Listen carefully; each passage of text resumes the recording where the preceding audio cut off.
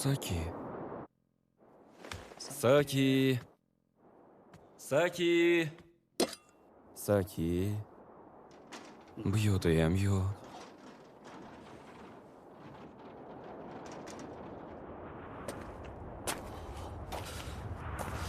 Sovuq tushibdi.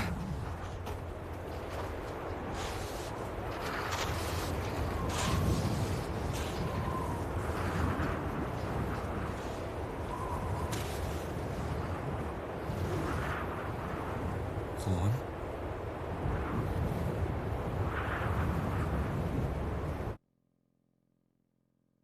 Bo'lishi mumkin emas.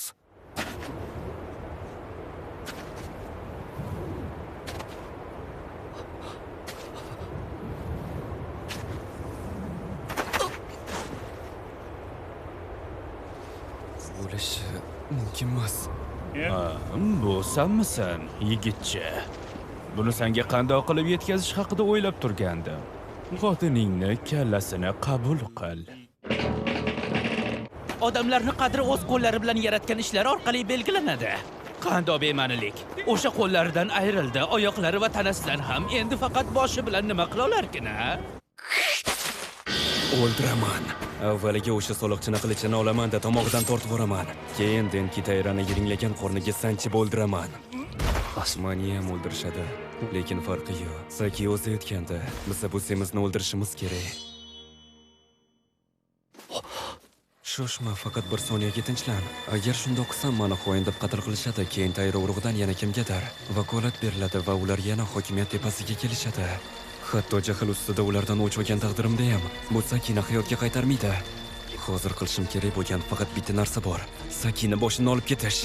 Senga faqat bittagina narsa yetishmayapti.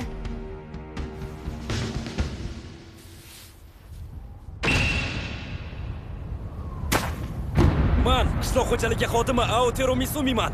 Ichki ishlar vaziri janob Tayraga savollarim bor. Xotinim Sakina qatl etilishi yuzasidan. Menga biroz vaqt ajrata olasizmi? O'zingni kim deb o'ylayapsan? Qanaqa bema'nilik bu? Yo'q, mayli 5 daqiqa ichida gapirib ol. U holda ijozat bersangiz so'rasam, xotinimga qanaqangi ayb qo'yilgandi? Ayblov degan. Meni haqorat qilgani uchun uni qatl ettirdim. Janob Tayra, sizni haqorat qilgani uchun uni o'ldirtirdim deyapsiz. Unda bo'lsa, o'sha ayblovni tafsilotlarini tushuntirib bera olasizmi, iltimos? Nimaga endi ichki ishlar vaziri o'zi uchun hisobot berish kerak ekan? Qilishing kerak bo'lgan yagona narsa ana va ahmoq xotinni kallasini olib ketish bo'ldi. Iltimos, tafsilotlarni aytsangiz. U soliq yig'ishga xalal bergan va meni semiz deb atagan. Shu ikki sabab. Hammasini tushundim.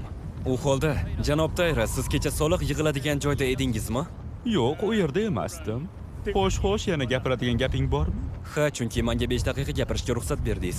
Xo'sh, bular haqida kimdan eshitdingiz? Qanaqa ahmoqona savol, buni men aytganimni bilasan-ku. Yaxshi janob soliqchi, kecha men ham o'sha yerda edim. Birinchidan xotinimni soliq yig'ishga xalal berganligi to'g'risida. Bu to'g'ri. U haqiqatdan ham ishingizga aralashdi. Ikkinchidan, xotinimni janob Tayrani semiz deb atagani borasida gapiradigan bo'lsak, bu ayblov mutlaqo asossiz. Xotinim janob Tayraga nisbatan bir marta ham semiz so'zini ishlatmagan. Nima? Yo'q, sen ochiqchasiga aldayapsan. Janob Tayra u sizga yolg'on gapiryapti, yolg'on. Ijozat bersangiz qaytaraman. Xotinim janob Tayraga nisbatan bir marta ham semiz so'zini ishlatmagan. Nimalar deb aljiryapsan? Kecha xotinim janob soliqchiga shundoq degandi. Bu soliqlarni o'z boshimchalik bilan yig'yapsizmi yoki ana va semizni buyrug'imi? Ana, hozirgina aytding. Semiz deding.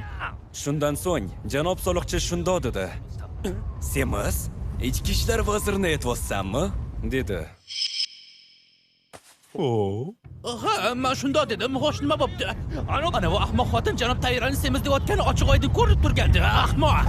Xotinim kimni semiz deyishidan qat'iy nazar, janob soliqchi semiz so'zini eshitishi bilanoq ko'z oldiga keltirgan shaxs ichki ishlar vaziri janob Tayra bo'lgan. Boshqacha aytganda, xotinim ichki ishlar vaziri janob Tayrani semiz deb atamadi, balki janob soliqchi semiz degan so'zda janob Tayrani tasavvur qildi. Haqiqat aynan shunday. Qanaqa bema'ni bahona bo'ldi bu? Sen boshidan meni tuzoqqa tushirmoqchi bo'lgansan, to'g'rimi? Janob Taira, menga tuhmat qilishyapti. Bo'ldi, yetarli. 5 daqiqa bo'ldi. Kimdir mana bu soliqchini kallasini olsin. 20 soniya ichida. Xo'p bo'ladi, janob. Janob Taira, man. Bo'ldimi?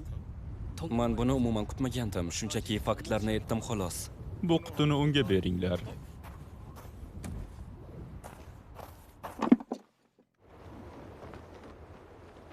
Endi ketsam maylimi? To'xta. Men bilan yuzma-yuz kelishingga nima turtki bo'ldi? Qisqa va aniq javob ber.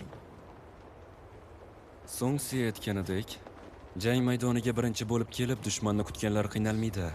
Urushga kechroq kelganlar esa qattiq jangga duchor bo'ladi. Shunaqa qilib yaxshi jang qiladiganlar boshqalarni harakatga keltiradi, lekin o'zlari ularga bo'ysunmaydi. Dushmanni o'zlariga yaqinlashtirishadi, buni dushmanga foyda borligini his qildirib amalga oshiradi. Dushmanni yaqinlashmaslikka majbur qiladiganlar buni xavf-xatar borligiga ishora qilib amalga oshiradi. Bu nimani anglatadi? Bu Sun Tzuning urush san'ati kitobidagi bir parcha. Yaxshi, mayli. U holda nimani his qilyapsan? Lao Si aytganidek, 1000 chaqirimli yo'l ham bitta qadamdan boshlanadi.